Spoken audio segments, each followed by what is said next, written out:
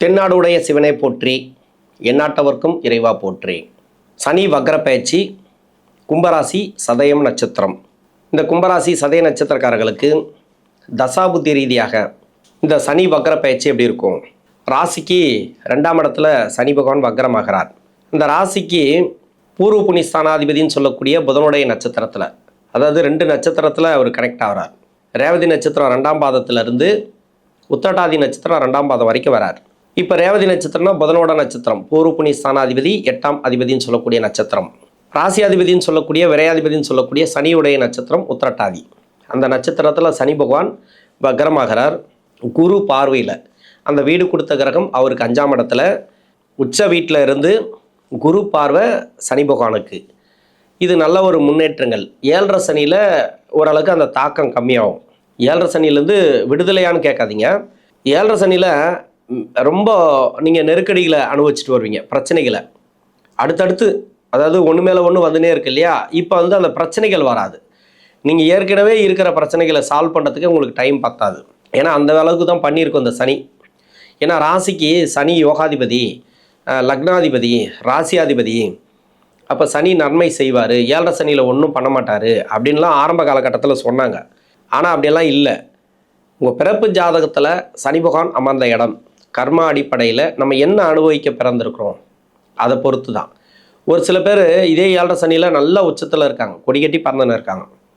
அது எல்லாருமே நம்ம சொல்ல முடியாதுல்ல. நம்ம இப்படி பாசிட்டிவாக சொல்லிட்டு போயிடுவோம். ஆனால் நிறைய பேர் கஷ்டப்பட்டு 80% பேர் கஷ்டப்படுறாங்க. ஒரு 20% பேருக்கு நல்லா இருக்குது, அவ்வளோதான். அது செகண்ட் ரவுண்டு சனியெல்லாம் சொல்லியிருப்பாங்க. 2வது ரவுண்டு சனி, பொங்கு சனி நல்லா கொடுக்கும் அப்படின்னு சொல்லுவாங்க. ஆனால் பொங்கு சனி ஏன் அப்படி பண்ணலை நமக்கு அப்படின்னா என்ன காரணம் அப்படின்னா, 7.5 சனி வருது அப்படின்னாக்கா ஒரு புயல் வர மாதிரி. அந்த புயல் ஒரு கட்டடம் ஸ்ட்ராங்காக இருக்குன்னாக்கா அந்த கட்டடத்தை புயல் தாக்கும் இல்லையா? அது தாக்கிட்டே இருக்கும். ஆனால் அந்த கட்டடம் ஸ்ட்ராங்காக இருக்கிறதுனால அது என்ன பண்ணாலும் அந்த கட்டடம் ஸ்ட்ராங்காக இருக்கும். கட்டடம் ஸ்ட்ராங்குன்னு சொல்கிறது எதுனாக்கா தசா புத்தி, யோக தசையாக இருக்கணும். மறைமுக சுப தொடர்பில் இருந்தால் கூட பரவாயில்ல. அதாவது ராசிக்கோ லக்னத்துக்கோ யோகம் செய்யக்கூடிய தசையாக இருக்கணும்.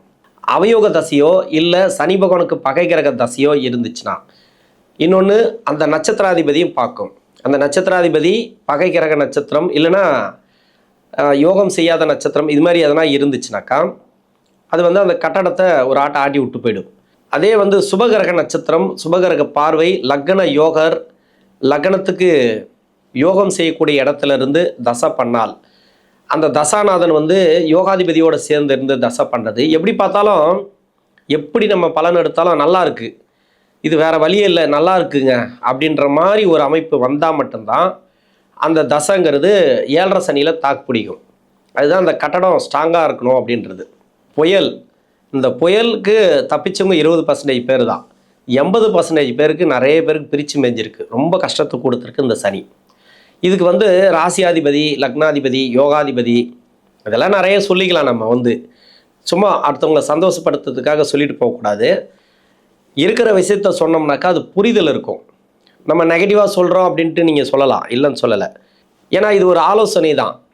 இதை நம்ம சொல்லிட்டோம்னா இதுக்கேற்ற மாதிரி நீங்கள் நடந்துக்கலாம். இல்லை உங்கள் வீட்டில் அடுத்து யாருக்காவது 7.5 சனி ஆரம்பிக்குதுன்னா அவங்களுக்கு அதுக்கேற்ற மாதிரி ஒரு ஆலோசனை கொடுத்துக்கலாம் நீங்கள்.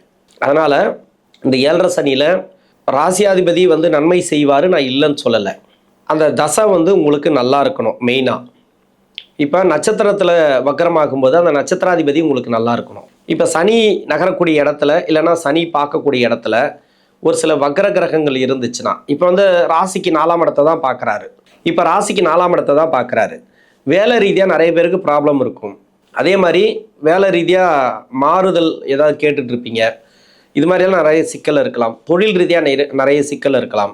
இதெல்லாமே இந்த சனி வக்கரத்தில் மாறுமானாக்கா, சனி பார்க்கக்கூடிய இடம், சனி நகரக்கூடிய இடத்துல ஒரு கிரகம் சுபத்துவமாக இருந்துச்சுன்னா மாற்றம் கண்டிப்பாக உண்டு. அதே அசுபத்துவமாக இருந்து வக்கரமாக இருந்தால் அது கொஞ்சம் பிரச்சனையாகி மாறும், அவ்வளோதான். பிரச்சனைங்கிறது ஏற்கனவே ப்ராப்ளம் போயிட்டுருக்கோம். அந்த ப்ராப்ளம் முடிஞ்சு ஒரு நல்ல ஒரு வேலை வாய்ப்பு, தொழில் அமையிறது, இது நடக்கலாம்.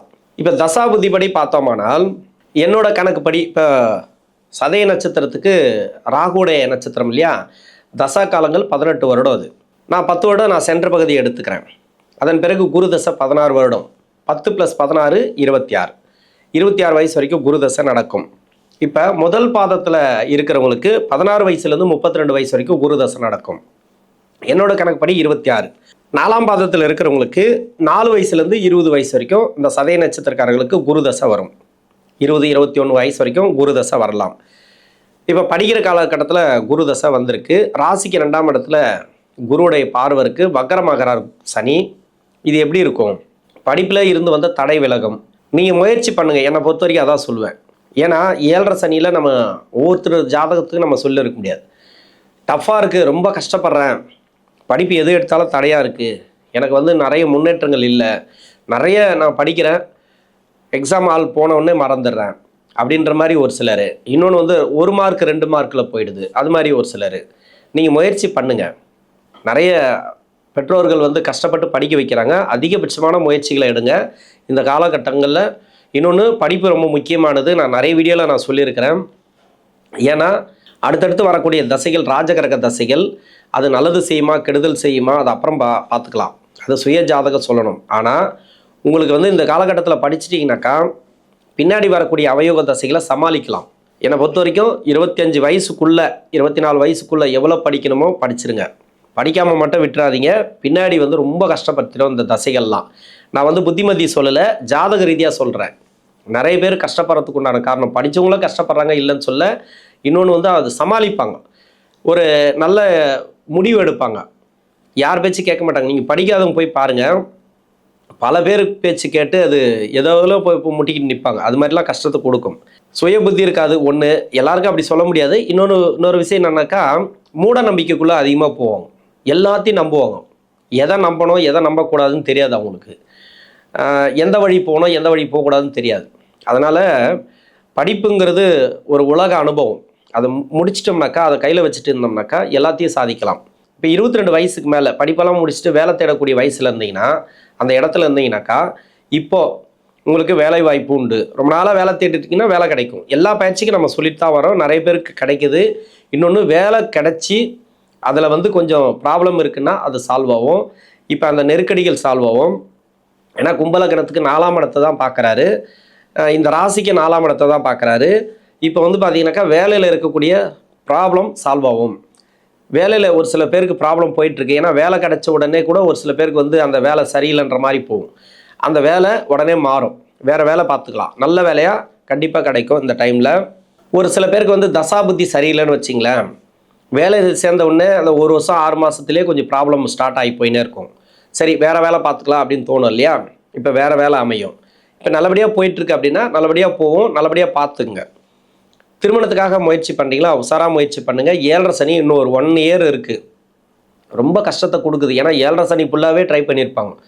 ஒரு சில பேர் லட்சக்கணக்கில் செலவு பண்ணுறாங்க, அதாவது திருமணத்துக்காக வரன் பார்க்கறதுக்கே. அங்கங்கே காசு கட்டி ஏமாந்துருக்காங்க. நிறைய செலவு பண்ணி வண்டி எல்லாம் வச்சுட்டு போயிட்டு பார்த்துட்டு எல்லாமே ரிஜெக்ட் ஆகுது. அது மாதிரி வருது, மன உளைச்சல்கள் நிறைய கொடுக்குது. இது மாதிரி நிறைய செலவு பண்ணிட்டேன் சார், என்னால் முடியல, இப்போ திருமணமே கூடி வர மாட்டேங்குது அப்படின்னீங்கனாக்கா இன்னும் ஒரு 1 இயர் வெயிட் பண்ணுங்கள். கஷ்டப்படாமல் பண்ணணும் அப்படின்னாக்கா 1 இயர் வெயிட் பண்ணுங்கள். ஏன்னா ஒரு தசை கொடுக்கும், திருமண பாக்கியத்தை கொடுக்கும், அந்த வயசுக்கு உங்களை தள்ளிட்டு போகும். ஆனால் இந்த 7.5 சனி தடுக்கும். இது ரெண்டுமே ஒன்றுக்கு ஒன்று ஏருக்கு மாறாக இருக்கும். அதனால் ரொம்ப தடை வருதுன்னா கொஞ்சம் தள்ளி போடுங்க. 1 இயரில் ஒன்றும் கெட்டு போகாது. இப்போ ஒரு சில பேருக்கு பாசிட்டிவாக அமையும், போகிற இடம்லாம் நல்ல மதிப்பு மரியாதை இருக்கும். அப்போ அவங்களுக்கு தசை நல்லா இருக்குது. இப்போ 7.5 சனியும் நல்லா இருக்குது, சனியும் நல்லா இருக்கும் அவங்க சுய ஜாதகத்தில். இப்போ 7ஆம் இடம் நல்லாயிருக்கும். இன்னொன்று வந்து 7ஆம் இடத்தை வந்து குரு பார்க்கலாம். இது மாதிரி ஏதோ ஒரு சுபத்துவமாக இருந்துச்சுன்னா டக்கு டக்குன்னு கல்யாணம் ஆகிடும். இப்போ வந்து 24 வயசு அப்படின்னாக்கா இந்த டைமில் வந்து 25 வயசில் கல்யாணம் ஆகிறதுக்கு வாய்ப்பு இருக்குது. இது மாதிரி உடனே எடுத்தோடனே கல்யாணம் ஆகிடும். தடைகள் வருது அப்படின்னாக்கா கொஞ்சம் தள்ளி போடுறது நல்லது. திருமணம் ஆகிப்போச்சு, கணவன் மனைவிக்குள்ளே கருத்து வேறுபாடு கொஞ்சம் வர்றது சகஜம்தான். இந்த 7.5 சனியில் பெரிய சச்சரவாக வராமல் பார்த்துக்கிறது நல்லது. என்னதான் இருந்தாலும் இப்போ கோர்ட்டு கேஸு டைவர்ஸ்ன்னு போயிட்டுருக்குன்னு வச்சுக்கலாம், அவங்களுக்கெல்லாம் ஒரு மாற்றம் இந்த காலகட்டங்களில் கொடுக்கும். கடன் வாங்கி ரொம்ப தொழில் பண்ணுறவங்களுக்கு கொஞ்சம் கஷ்டத்தை கொடுக்கும், கொஞ்சம் பார்த்துக்கணும். மெயினாக இப்போ பண வரவு உண்டு இல்லைன்னு சொல்ல, ஏதாவது உதவிகள் கேட்டால் இப்போது கிடைக்கும் தொழில் செய்கிறவங்களுக்கு. ஆனால் பெரிய கடன்களை வாங்கி பண்ணாமல் இருக்கிறது நல்லது இந்த குரு தசையில் இருக்கிறவங்க. இப்போ சனி வந்து முதல் பாதத்தில் இருக்கிறவங்களுக்கு 32 to 51, என்னோட கணக்குப்படி 26 to 45, 4ஆம் பாதத்தில் இருக்கிறவங்களுக்கு 20 to 39. இந்த சனி தசை ராசியாதிபதி விரையாதிபதி ராசிக்கு 2ஆம் இடத்துல 7.5 சனி, நிறைய பேருக்கு வந்து சனி தசை ஆரம்பிச்சிலேருந்தே ப்ராப்ளம் ஸ்டார்ட் ஆகிருக்கும். நிறைய பேருக்கு வந்து சனி தசை ஆரம்பிச்சிலேருந்து நல்லா போயிட்டுருக்கும். ஆனால் 7.5 சனி ஆரம்பிச்சிலேருந்து ப்ராப்ளம் இருக்கும். இந்த கும்பராசிக்கு பெரிய ப்ராப்ளமாக 2020க்கு பிறகு தான். 2020லேருந்து நிறைய கஷ்டங்களை அனுபவிச்சிருப்பீங்க. ஏன்னா 7.5 சனி, சனி தசை ஆரம்பித்து போயிட்டுருக்கோம். மேலே 7.5 சனி வந்துச்சுனாக்கா அப்படியே போட்டு அமுக்கி விட்ரும். அதாவது ஒரு நல்லா ஓடிட்டே இருப்பீங்க, அப்படியே ஸ்லோ ஆகிருக்கும். ஒரு 80 கிலோமீட்டர் வேகத்தில் போயிட்டு இருந்தால் டக்குன்னு பார்த்தீங்கன்னா 20 கிலோமீட்டர் வேகத்தில் ஆகிருக்கும். அப்படியே ஸ்லோ பண்ணி விட்ரும். என்ன நடக்குதுன்னே தெரியாது. அது மாதிரிலாம் கொடுத்துருக்கு இந்த சனி. இப்போ 2ஆம் இடத்துல சனி பாத சனியாக இருக்கிறாரு. இப்போ பாத சனிக்கு வந்த பிறகு கூட 2ஆம் இடத்துல வந்தால் அதை கொடுப்பார் இது கொடுப்பாருன்னு சொல்லியிருப்பாங்க. தசை சரி இல்லைனாக்கா இது இப்படி தான் இருக்கும். தசை சரியாக இருந்தால் மட்டும்தான் உங்களுக்கு நல்லாயிருக்கும்.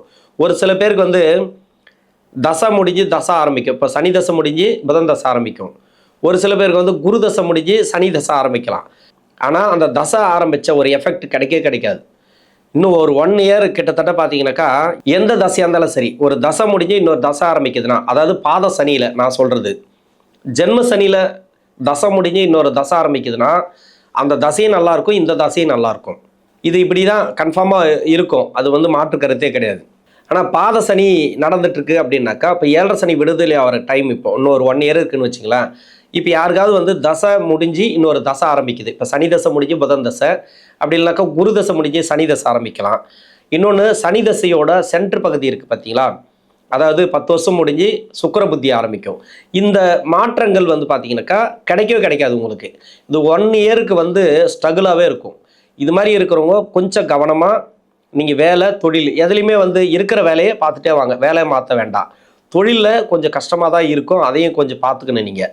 ஏன்னா ஒரு தசை முடிஞ்சு இன்னொரு தசை வந்து ஜென்ம சனியில் ஆரம்பிக்கலாம், இல்லை விரை சனி முடிஞ்சு ஜென்ம சனி ஆரம்பிக்கும் போது அந்த தசைங்கிறது நல்லாயிருக்கும்.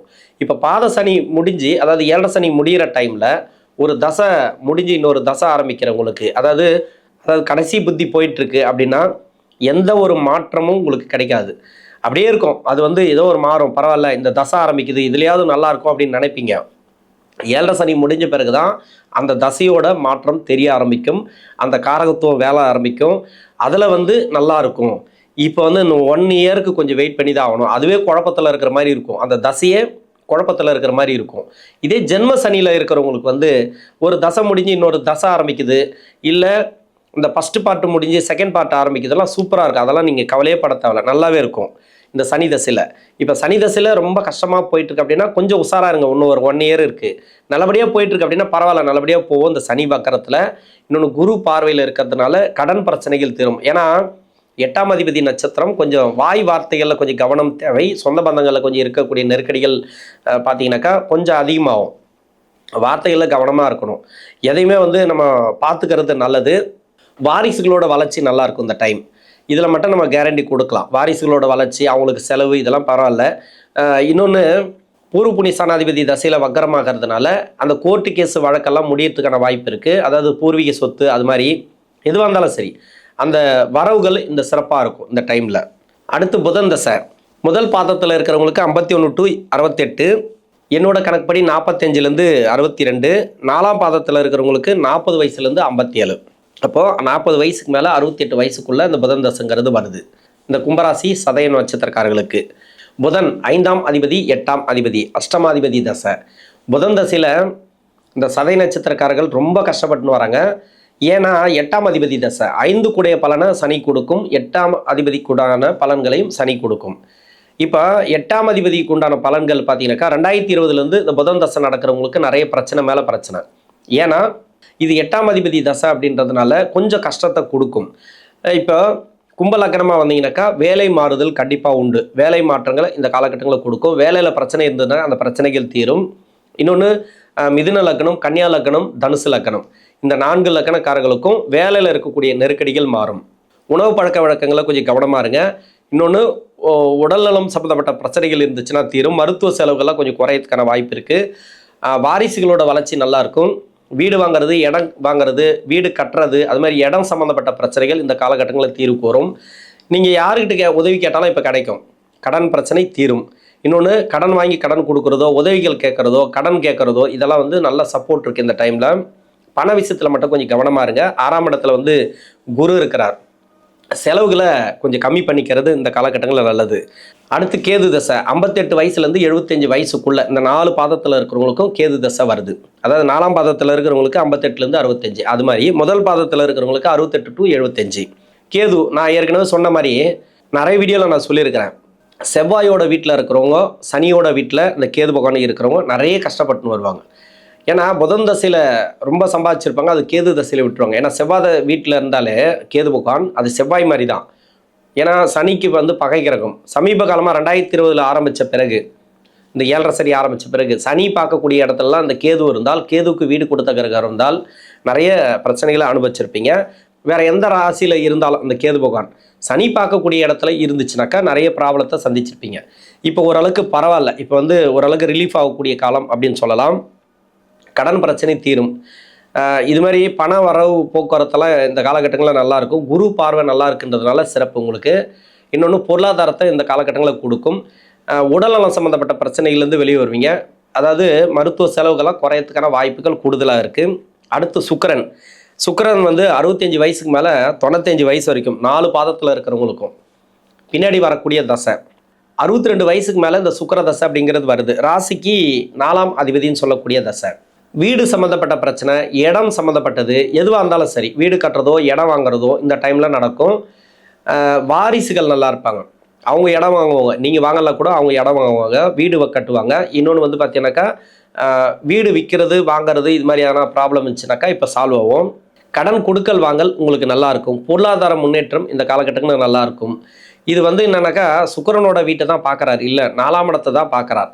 இடம், இந்த வீடு கட்டுறது, வீடு சம்மந்தப்பட்டது, அது மட்டும்தான். உடல்நலம் சம்மந்தப்பட்டது எல்லாமே பிரச்சனைகள் உங்களுக்கு சால்வ் ஆகும். குரு பார்வையில் சனி பகவான் வக்கர பார்வை, இது வந்து சிறப்பான முன்னேற்றங்களை இந்த சுக்கிர பகவான் கொடுப்பார்.